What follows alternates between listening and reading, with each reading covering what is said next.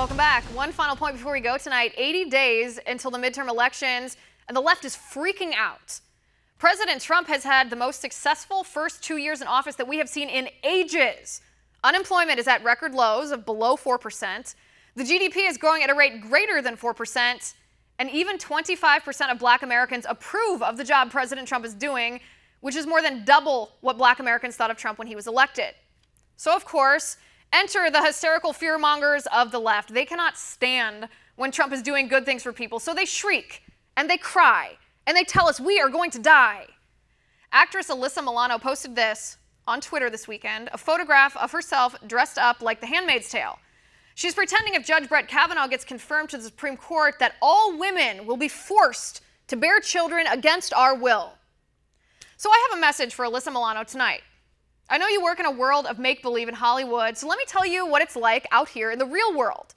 Gilead is not real, and it never would be real. And before you tell me, well, 1984 isn't real either, the difference is liberals actually support policies like we saw in 1984.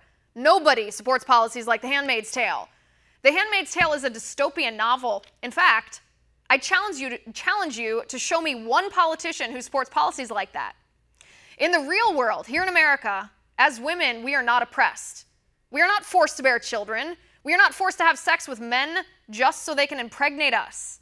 You are wearing that ugly white bonnet because you chose to. You're wearing that red cape because you want to. Nobody forced you to make those hideous fashion choices. You did that to yourself. In America, we women can work and vote and drive and marry whomever we want. We can have babies or not have babies. We are protected under the law equally to men. Women in America have a right to life, liberty, and the pursuit of happiness.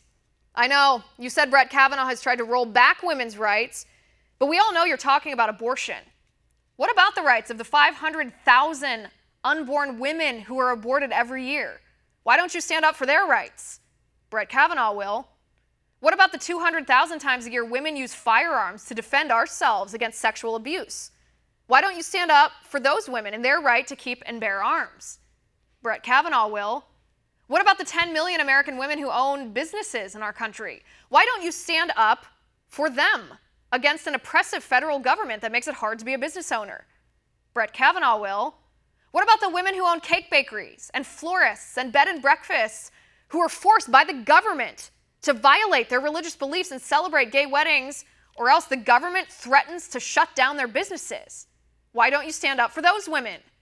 Brett Kavanaugh will. And that is my final point. You can reach me on Twitter at Liz_Wheeler. If you liked the show, please send me an email at oann.com/contact. In the meantime, catch us here tomorrow at 9 p.m. Eastern. And until then, have a good night.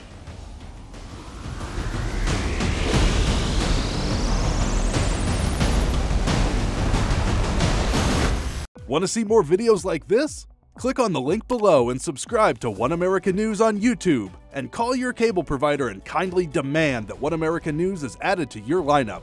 Call and subscribe today.